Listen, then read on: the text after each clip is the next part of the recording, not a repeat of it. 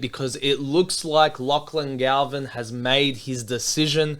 The young gun playmaker Lachlan Galvin has told people close to him that he's going to be joining the Canterbury Bankstown Bulldogs for approximately $750,000 a year. Stato, Galvin's made his call. Mate, he has made his call. And the crazy thing about this to start off with is that it's an immediate move. This isn't a move that will happen at the beginning of 2026. This is a move that's going to be taking place effective immediately. So his first game, ironically, will be against the Parramatta Eels in 2 weeks, the King's birthday clash. Now, I have wrestled with this news for the last couple of weeks. You know, ever since Lachlan Galvin has made kind of his intentions clear that he doesn't want to be at the Tigers. He does want to be at another club and to, you know, kind of progress his career. Like, I knew that there was talk of the Dogs, but there was always Parramatta being the heavy favourites. But in the last, from Tuesday to now, in the last 5 days, that has dramatically changed. Now, it's an immediate move to the Dogs. The Dogs will be paying roughly around the $175,000 amount to get him released from his contract. I believe the Tigers put that stipulation in on Monday or Tuesday, beginning of the week, so that if any club was interested in signing him effective immediately, they'd have to pay about $175,000 to get that to happen. Now, and this is the thing, I don't know why we've signed Galvin, if I'm honest. Do you know what I mean? What are your thoughts, Goose? Because I'm sitting where I'm sitting right now, I don't know why we signed him. Before we talk about Galvin, can I talk about the Bulldogs for a second? Yeah. The Bulldogs have come such a long way in terms of first I want to talk about the Bulldogs, and I want to talk about the number 6 spot. So with the Bulldogs, not only are they doing really well this season, and Gus Gould's done a great job with the club in general and their juniors and all, but there was a time, as many Bulldogs fans will remember, you guys struggled to get players. You guys paid overs to get players. Some worth it, some not so worth it. You look at the likes of Crichton, totally worth it. Yep. Kickout's debatable. Other players debatable. You guys went through a period where you struggled to get players. Now you have players taking pay cuts, superstars, and picking the Bulldogs over the likes of Parramatta, even though they're not doing so great, but they are still a big club with big players, and you guys are able to get that signing. Like, that is a massive achievement for your club. And then you look at the other debate of where do you put Galvin? Like, because I know we're going to get into that. I just wanted to mention, you look at everything that's happened last year and this year, it doesn't make sense, but that's where the game, that's the direction of where the game is heading. You look at the likes of Luai, in my opinion, he's doing great as a number 7 at the Tigers. You look at Dylan Brown, he's in the richest contract in NRL to go play number 7 when he's only ever played number 6. And he might have played a few times number 7 in Parramatta. Now you have Galvin. I'm not saying he's going to play number 7, but if he does, like, it doesn't make sense. But that's the direction that a lot of number 6s are heading in NRL, where they go from number 6 to number 7, and it looks like it's working for Luai. So I wanted to bring that up before you speak about Galvin, because the Bulldogs have done a great job in general over the last few years. And now that we know that there are a lot of 6s making that transition to number 7, like even look at Origin, which we'll talk about, Moses is going to be playing number 6 for the first few games. So knowing that, what do you reckon? See, you make a good point. You know, the Dogs had to pay overs to be competitive. And when I look at where we've started from in the beginning to how far we've come, it's been great. You know, I have been very clear on how I felt about Cameron Ciraldo as coach. I've made that very clear, and we're coming first now. So at some point, I think I might have to eat my words on just how well he's built the club up with the support of Phil Gould. But I say this, I truly believe the majority of this comes from Phil Gould. I don't think it's all Ciraldo's doing. Now, how I see it as well is that without Phil Gould, we don't attract a lot of the players that we have signed, and I think we stay near the bottom purely based off the fact that the junior system wouldn't thrive, and there'd be no direction and no leadership in that regard. So we spoke about Parramatta. Now, Jason Riles has a big task at Parramatta and what he's trying to do there, but he needs a support in Phil Gould. He needs someone like that to come in and to just take care of everything else so they can just focus on coaching the footy side. But onto Galvin. Now, see, like you hear the famous term, if it ain't broke, like don't fix it. You know what I mean? And now we're riding first, and we seem to be doing really well. Obviously, we suffered a massive loss on the weekend against the Dolphins. 10, 11 players out, all things considered. Still not good enough. But at the same point, aside from that, and aside from the loss against Brisbane, we've had a pretty great start to the season. You know, we're sitting first, and we're looking comfortable in our skin. You know, and the thing is, the players have all bought into the process of what Geraldo and Gould are trying to build at the club. So for me, it doesn't make sense as to why Galvin would be signed immediately to come to the Dogs to play 6. Because what's that saying about Burton? You know? And you can look at the way that the side has been named for the last 12 weeks, the way they've trained, the way they've played. Everyone's gelling. You know, you don't come first and then seek to buy someone else to add to what you've got. You kind of buy someone to kind of bring depth into the side. What it's looking like, the Dogs for a long time were trying to develop a squad to be in the finals. Now, I feel like the mentality is to win a championship. They have made the finals. They're doing great. Now they're doing whatever they can to what they believe is going to be enough to win the NRL Premiership this year. That's right. That's why I believe they made those big moves to get Galvin in. Yeah, and for me, you're right. The Dogs have moved into a direction where finals isn't going to cut it. Grand finals is where it's going to be. And when I try to think of where Lachlan Galvin will fit into our side, because look, say what you want, but Galvin's got a massive ego. There are people at the Tigers that can't stand him over the fact he's got this big ego because he knows how good he is. And with Isaac Moses, his player manager, you know, fueling him and getting into his head about just how good he really is, you know, if he comes to the Dogs, which he will be, when he comes to the Dogs, he has to realize that he is buying into the system that we're creating. If he can't do that, I believe that Gould will drop him straight to cup. Gould and Strider will say, mate, you go to cup until you break your ego down, until you can know how to play proper football and buy into what we're trying to do. And it's going to take time.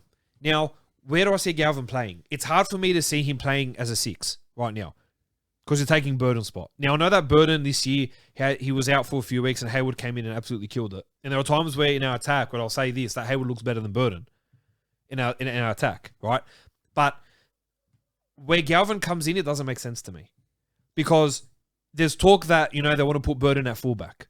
Okay, you can put Burton at fullback, which I don't see it being a great transition, especially mid-season. Well, can we talk, whichever position we bring up, can we talk about it? So fullback, Connor Tracy's doing a great job. Great job, yep. Okay, so what's the other option? Now it's centers. Yep. But Crichton and... Cherry doing a great job. Doing a great job. That's right. So continue. What else do we have? So the thing is, how we're seeing it at the moment is Burton will have to... It's either Burton or Crichton to move to fullback because there's talk about either one or the other moving to fullback. Now, what that would mean is it would mean that should one of them move to fullback, Galvin go straight into 6, he'll partner Sexton in the halves, and then it'll mean that Cherry, in this case, should Burton be the one moving to centers, or Crichton, either or. Cherry moves in from the centers to the wing, and Montoya drops out of the side. Which I don't mind Montoya dropping out of the side, right? But Cherry, his best position is center. His best position isn't on the wing. And I feel like it's a bit of a waste to shaft into the wing. But it's also a waste to get rid of Tracy and play him in cup or make him a utility off the bench because we've got Hayward as our utility. We've got Kerman as also a bit of a utility as well. Because, you know, at worst case scenario, you can chuck him in the halves. He can play lock. He can play second row. So it doesn't make sense as to which player misses out from the side. I find it like it's really unlucky, to be honest. I'm on board with you. I think if a player was to miss a side, it'll be Montoya. Yep. So you would put Burton in the centers so in Cherry's position, you move Cherry to the wing.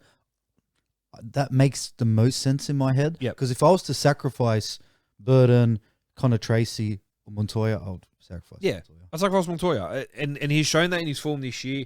While they've signed him to be a hard worker, he's got very, very bad defensive reads. He's become a defensive liability. So, and I know that the players will adjust, but for me, and I just get this gut feeling that players will request releases. That's how I see it. Like I just see it coming down that road. I don't see how they can all be satisfied. Burton to be shafted from the 6th position is not something he would have signed up for and not something he would have wanted. If he really abides that team first mentality and he's really going to buy into that, then that's huge. That's great for the club. And that's great for what we're trying to do. But the likeliness of that happening, I don't see him being comfortable with moving from where he is to the centers. I'm not comfortable I'm not seeing Tracy being comfortable, but being shafted from his fullback position to be either on the bench or playing cup. Well, surely these players will see how well they're doing and be like, at least for the rest of the season, see how it goes. Because why would a player, I mean, I know why they would, but wouldn't they bite their tongue just for the rest of the season, considering how well the Bulldogs are doing? Like, that's 2 losses so far. And they're 2 losses. I mean, I don't know much about the Broncos. You guys were missing players, right? No, we had a pretty good squad there, and we just got trampled on. All right. Well, let's just say that's one bad game. Or both games were in the wet. But this week's game, you guys were missing players. You guys had injuries. Like, you can let it. See, I was comfortable with us losing. So on that note, I was comfortable with us losing this week. But to get 40 put on us, and especially with what we've built in our defense, that we've infiltrated through the junior systems, that's not good enough. Yeah. You know what I mean? But moving back onto the Galvin topic, I can't see Galvin lasting his whole career being a 6. I believe he becomes a ball playing 13 at some point. That's the direction I see him heading. So but this is the thing, because we've got to talk about the now, right? We want to talk about how it's going to look. So in 2 weeks' time, the Dogs will name their team list against Parramatta. They're going to shift heaven and earth to put Galvin in that side. I was going to say, what makes you think he's going to be a 13? Because when I think of 13s, I don't think of a scrawny number 6. I think of like a big, solid unit. They'll build him up. He's very scrawny and skinny at the moment, which is why I don't believe it would be an immediate move to 13. But over time, they'll get him to put on size, and he'll make that transition as a ball-playing lock. If you look at all the locks that are currently in our game, the majority of them are ball-playing locks. So that's how I see it going. I can't see him being a 6 forever. Yeah. I think they've put too much effort into Burden being that 6. Yeah. That was the whole reason that they signed him for, and gave him a massive contract extension to be our future 6. Yeah. But for me, if you're looking at the immediate future, Toby Sexton is on the outer. He won't be re-signed by the club. He will either go to Raiders or go to Gold Coast, 2 clubs that need a 7. So they'll most likely be end of the season. Yeah. So unless Sexton is absolutely fed up and says, I want to be released now and I want an immediate move, it depends which club can accommodate him to take him on early. Yeah. Or he could go Super League. Well, like that could be another option. But for me, fitting 2 6s into the halves doesn't work. If you look at Gold Coast Titans, they've got Jaden Campbell and they've got AJ Brimson. 2 6s. 2 6s. Yeah. How are the Gold Coast going this year? They're coming second last. Yeah. The only club it's ever worked for was Melbourne Storm, where they transitioned. But what they did is they transitioned Jerome Hughes from a fullback, they've got him from Gold Coast, to a half, and they've made him, and he's become a unique number 7 in that regard. Yeah. Now you spoke earlier about how you're getting a lot of 6s transition to becoming 7s, which is a very good point. Like you gave the example of Jerome Luai. But from what I've seen so far of Galvin, it doesn't make sense. I can't see that happening. If you look at Jerome Luai, there were games where last year where Cleary was out, where he played 7 and he actually looked really comfortable and he looked really good. So for me, it was like, okay, if he makes the transition over from to the Tigers, which he did, it'll take a couple of years before he adapts himself as a really good 7. Because you can't just walk in and become a 7 overnight. It didn't take Jerome Hughes that quick switch overnight. So for me, for the immediate future, I would see a halves pairing of Lachlan Galvin and Toby Sexton as 6 and 7. And they're going to suss out what they're going to do with Burden, which I think would be fullback or centers. I just really feel bad for Tracy, who's actually been unbelievable for us this year. And for a team that's coming first, why make those necessary changes? Now, you asked as well, before I get to you. You said before, how would the players feel? Do you reckon they'll buy in and sacrifice? I don't think so. That's a big call. I don't think so. For me, it's hard. Number 1. And you're very comfortable. You're coming first. Everyone's playing their part really well. Why change something? If it ain't broke, why fix it? If everybody don't fix it, sorry. It's like the point I brought up before. They're doing moves to win the finals this year. So the question is, do you think this is the right move? Do you think this will put you guys in the picture of not making the top 4 or not making the grand final, but actually winning the comp? To be honest, I don't know if we win the comp this year. Compared to if you didn't bring him in.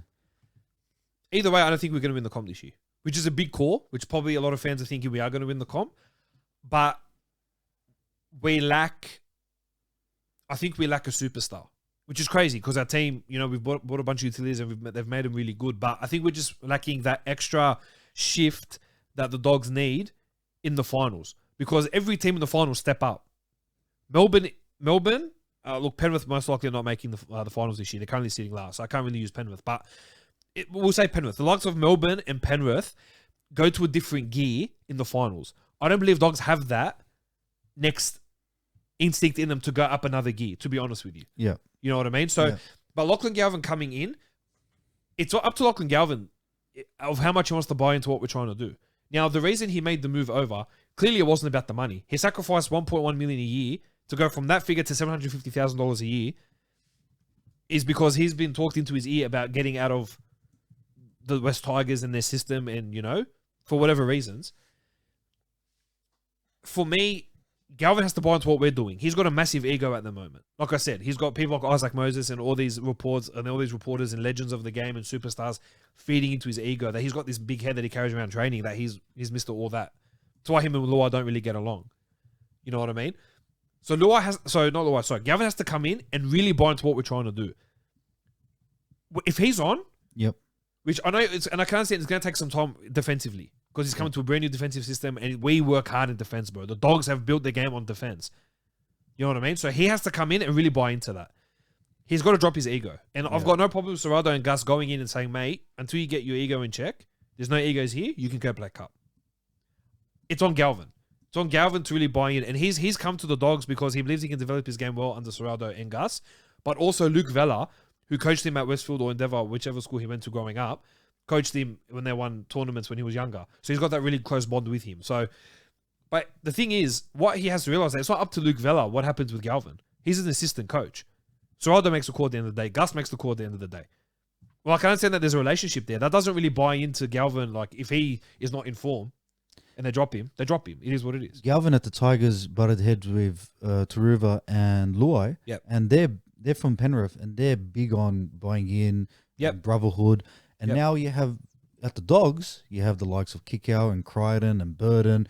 And I'm missing a few other Penrith players that have that same mentality and have went through the same system that the others gone.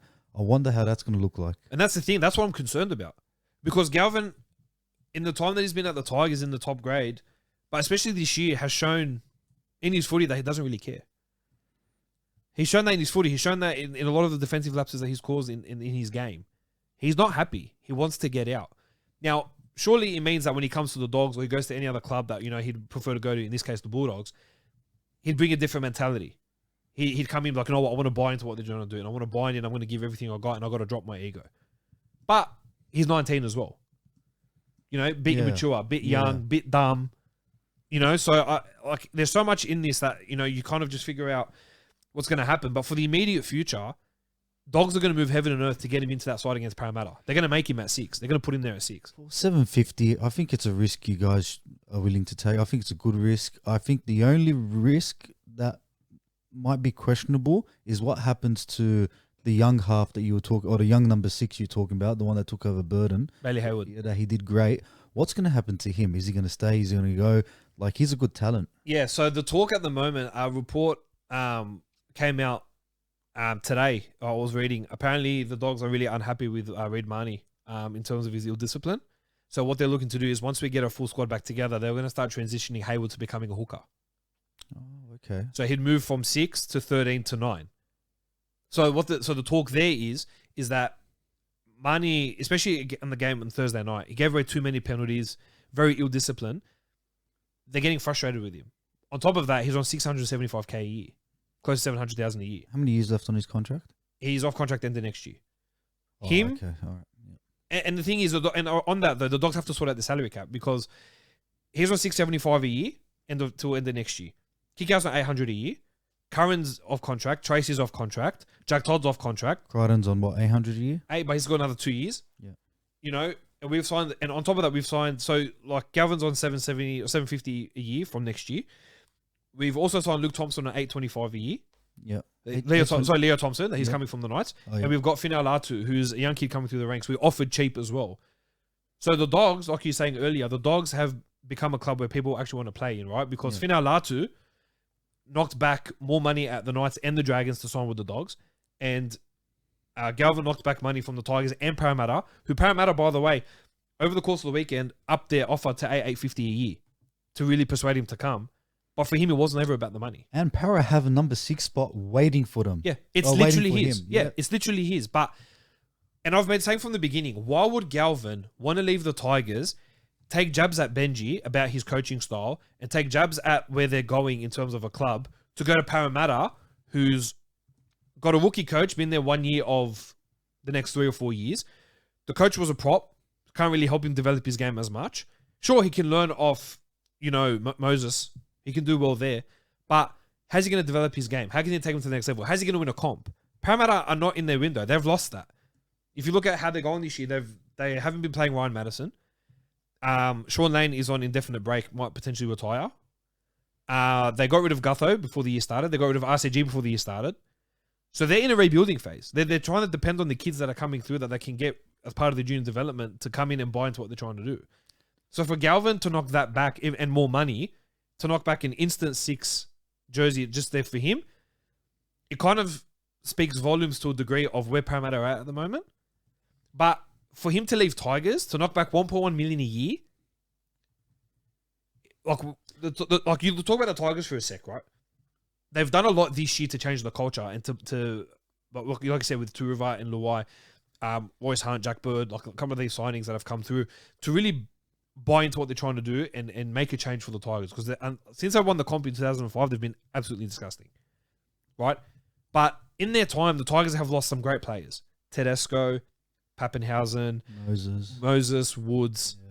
You know what I mean? They can't hold their players. No matter what they're trying to do, no matter how good they're going, no matter which direction they take, they can't seem to keep their players intact. They're juniors, they're great juniors. They can't seem to keep them intact. I was going to say, what does that say about the Tigers? Because I mean, I understand they lost, 50 or 60 with nil to Melbourne, but they're doing great. They're doing so much better. Yeah. I'm loving what I'm seeing from Luai. I'm loving what I'm seeing from the other players, but they can't get I guess the question I want to ask you is, does that say more about the Tigers and their system, their culture, or does that say more about Galvin's ego?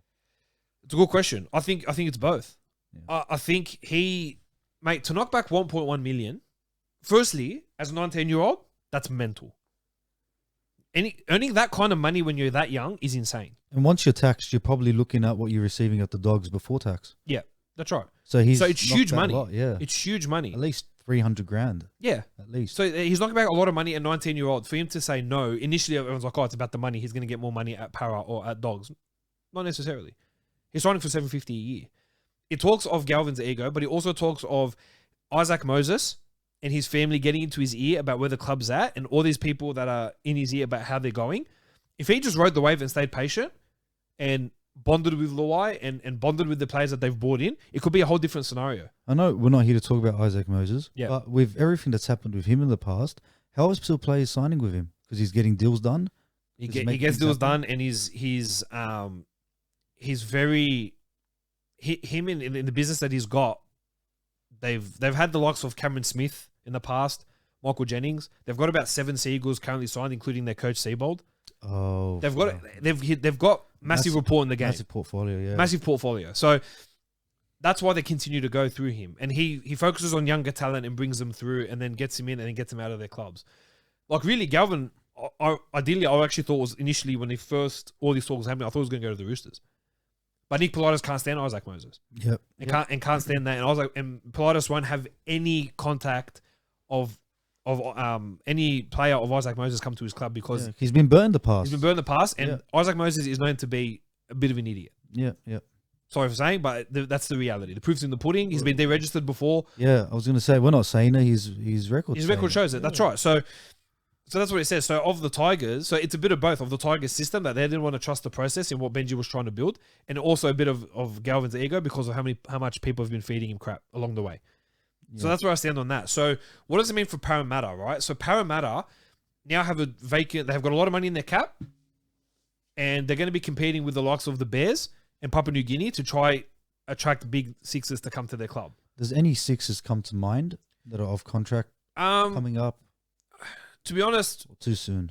No, I mean, for me, that comes up to mind is Sandon Smith, I spoke about earlier. He's been linked to go to the Cowboys. The Cowboys are pretty keen on getting him. If I was Parramatta, I'd give a shout out to Sandon Smith. Yeah. I think he's done pretty well given the circumstances. 400 or 500. Yeah. They don't have to pay him anything crazy. Yeah. But you can get him in there and then he can do a job with Moses and then you can build on that combination. It's sort of like what the Dogs did with Sexton. Like they needed the half. Yeah. There wasn't anything there. They brought him in and he done a good job. Yeah. And that's right. And now, like Sandon Smith could benefit at a club like Parramatta. I think he could. I think he'll go. He'll play well with Mitch Moses. He'll get him in. They'll link up with the spine they've got now with O'Reilly Smith and Isaac and and Iongi. I think they can like gel together. I think they'll do a pretty good job. So that's an option. Like I said, Sam Smith could go to Cowboys. But there's another kid in the Dragons junior ranks, Jonah Glover, who Tigers are after. I think he's more of a 7, to be honest. He's more of a halfback. So I don't know if Parramatta would be interested in going down that route because they've got Moses at halfback. Maybe Raiders might look into him. They're losing Fogarty, but they got someone coming up, don't they? Yeah, they bought Ethan Sanders from Parramatta. Oh, yeah. And they're banking on him to be, to carry Raiders for the next 10 years. Yeah. So him and Stewart that they've got there. Because the talk is there is a very low quality of good halves currently in the NRL. Yeah. That's why, I mean, Fogarty was a great deal, but Manly, what other option did they have? Fogarty was a great deal. They got him at, what, 700 a year? Yeah, 700K a year, 3-year deal. It's amazing. And this is why I kind of feel, on that topic though, but this is why I feel bad for Sexton. Because I've always said, look, Sexton isn't our long-term halfback. I think I would have put him in there for another couple of years until Mitch Woods transitioned into, like, one of our younger kids, Mitch Woods, would have transitioned it to get into a spot where he's ready, and then Woods will take over him and be our halfback for the foreseeable future. That's how I see it, right? Yeah. But Bulldogs knocked back Ben Hunt. When they wanted to sign him, they go, no, we're going to bank on Sexton. We're going to bank on Sexton. We're going to bank on Sexton. They didn't even approach DCE, which, if we wanted to win the comp, I would have signed DCE in a heartbeat. I didn't care what people's opinions are of him. DCE he is Fogarty, excellent. Right? And then Fogarty came up, and we didn't even have the audacity to have a conversation with him. And mainly got him for a bargain. So that's the part that does my head in. Why are the Dogs looking at 2 6s to come in and run the team? It's never worked. Well, like what I mentioned before, there's not many 7s out there, but now you have a few 6s transitioning to 7. So, and the thing is, are they cut out enough to do it? But the thing is with Galvin, he's never played 7 to show whether he's got the potential to go there or not. Luai has. Luai has. And Brown has, but it doesn't look great. Doesn't look great. Yeah. Brown has, and it doesn't look great. So Newcastle will get Brown. Whether he plays 5'8" there, he plays halfback there, that remains to be seen. But Parramatta can go to their war chest now. They've still got Ronnie Volkman, who's playing, Dean Hawkins in their junior system. Whether they're going to bank on them to be a full-time 6 to partner Moses is still kind of unclear. Has Joash probably ever played 6, or he's fullback his whole career? No, he's been a fullback his whole career, from my understanding. And I wish the Dogs didn't let him go, but that's again they wanted to make him a hooker, and he was like, "No, I'm leaving." And but he's done really well. So I think Eagles would have to probably go to market. I don't know, but they've got these kids that are coming through that they've re-signed till end of next year and the year after. So I think they're going to try bank on them. But the majority of 6s are signed, if you think about it. Yeah. So what that looks like for Parramatta, look, maybe even Dylan Walker will go into 6 if they can't find anyone, because he's coming in as an immediate signing, and he's been phenomenal for He's Parra. been great, yeah. He's really changed how he's they done play. his job, right? Yeah, and done it really utility, well. Yeah. The way he comes in and the way he makes Dylan Brown seamless in his game. No one's talking about Dylan Brown anymore. Yeah. Walker's come in and has taken the pressure off Brown and has carried more responsibility to help Moses out and to help Brown. Because Brown's checked out, eh? I won't say he's checked out, but when there's so much pressure on you to deliver and you become the sole focus of the team, I don't believe Brown's checked out. If I'm being honest with you, I don't think he's checked out. He's still invested with Parramatta? I think he's invested for the year, yeah. If he checked out, Royal should drop him. Yep. So that's how I see it. But look, to kind of, and it's another thing. So Phil Gould. So people have been going on and been going crazy about Phil Gould saying, Phil Gould went on 100% footy, said he was never interested. He never said that. No, he didn't. So to clarify and to give context, when all this talk a few months ago came out about Galvin, Phil Gould has been talking about how good Galvin is. He's like, he can be one of the best things to happen to any club. You think he'll be the richest player in NRL? Yeah, he's his potential is untapped. Like Phil Gould's a massive fan of Galvin. Yeah. When he was asked whether the Dogs would make an approach, he said, "We're going to trust in our systems," which wasn't a lie. Yeah. The reason this has all changed, and the reason everyone's coming out Gould and calling him a hypocrite and a two-face and a lie and all that, which is not the case. No, it's not. What's happened is Gould came out this afternoon and he said, "I never said I wasn't interested, but Galvin, should Tigers have gone and released him at the end of his contract, which was the end of 2026, the Dogs would have spoken to him for 2027. I have no doubt about that. I think Gould was leaning towards November 1. They were going to approach Galvin and talk to him about signing him for 2027. Yeah. But what's happened is, after the board meeting the Tigers had on Monday or Tuesday, Isaac Moses called up Phil Gould, which Phil Gould has confirmed, and said, "Hey, we can get Galvin looking at an immediate release. Would you be interested? While trusting the process, he's like, you know what? Yeah, well, if he comes out and he's an immediate sort of acquisition, yeah, we'd love to have a conversation with him. Once it was confirmed and they put a fee on him, then they had their meetings and they spoke about everything. And then Gould's like, yeah, bring him on board. He never at one point said, I don't want Lachlan Galvin. He said in 3 or 4 years, he could become an amazing player for whichever club picks him up. Yeah. He never said, I don't want Lachlan Galvin. But I love how NRL 360 and Brayford Nesta picked up on it so quickly because they realized, okay, Para haven't announced anything, and Bulldogs, they like Fugal came out and said we haven't done anything with Sexton. That's right. And then I don't know how they did. They put the two and two together, and then it blew up. And then the next day, usually the Dogs come out and they talk about it, whether they say it's true or not true. Nothing. And that's the thing. And Gould, even when they approached Sexton about, like when they're talking about Sexton, he's like, oh, you know, we have faith in his game. He's developing really well, and we're just going to have to see what happens. Without confirming that they were going to re-sign him. Because it seemed like in the back of his mind, he was always going to let Sexton go. Yeah. And there was always a chance of him getting Galvin. So we can debate whether he had information prior, where he knew, he didn't know. That's all up in the air. But Gould came out and said, he didn't say, I'm not interested in Galvin. He said, right now, we've got to trust our processes. But what's happened is that it's fast-forwarded 18 months. Or his plan to get Galvin has fast-forwarded 18 months. He's like, okay, well, hang on a sec. If I can get him immediately and he can make an impact into our side, why wouldn't I look at it? Why do you think the Tigers didn't drop Galvin for the rest of his contract? Do you think the lawsuit had anything to do with it?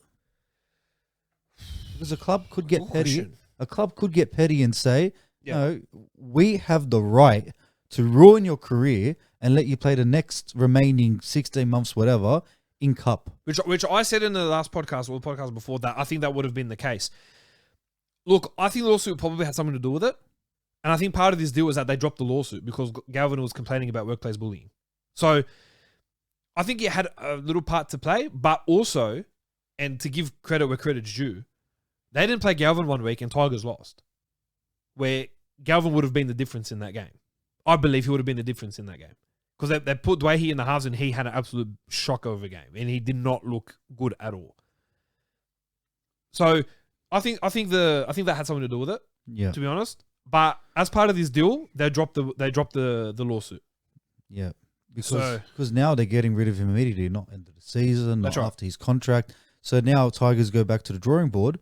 And do they put Dwayne back in the halves? Do they bring up a junior? Well, they've got Latu Fainu that they signed from Manly that they're really hoping him to wide. Well, he's already there. He's just got a broken thumb at the moment. So there's rumours he could be playing, like if Galvin gets released this week, he'll be there next week to play in the starting 6 jersey with Luai. Okay. So they've got plans there already. Planned it out. They've planned it out. And they're looking, and Benji Marshall believes in Latu Fainu and Jerome Luai to be the full-time halves going forward. Okay. So look, I think the lawsuit would have had something to do with it. It would have. Yeah, I think it would have played a player. But I think Tigers have to, like, they've said to Galvin, you want to leave early, you drop the lawsuit. There's like you so can't he probably complain. had like something there. Probably, but I don't think he would have had enough there to make it workplace bullying a proper. You need a lot of evidence. You need a lot of evidence. Yeah, man. And I think it'll be too ugly to drag it through, like through the courts and everything else. If it was to get that far, I think it's way too ugly. And Galvin is too young, and I don't think him and his family would have that financial support to go through the court process because he's not on amazing money at the moment. He's on like $200,000-300K.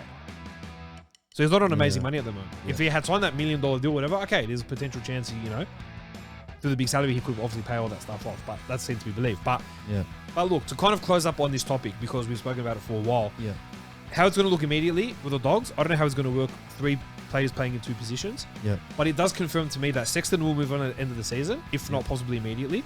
And I personally believe players will cause an uproar and probably ask for releases. So I say, if players don't leave, they don't cause an uproar. And if Sexton doesn't leave, and if I believe the best bet is probably move on Montoya and shuffle in Galvin, like we spoke about. Yeah. If that clicks, because sometimes it doesn't click. Yeah. If that clicks, I reckon it will improve the Dogs team. Yeah, it will. And I just wish we put that money into a proper 7. I wish we didn't waste the money that we put on Galvin into I wish we put into a DCE or a Fogarty. Fogarty for 3 years. Oh, it's so good for us.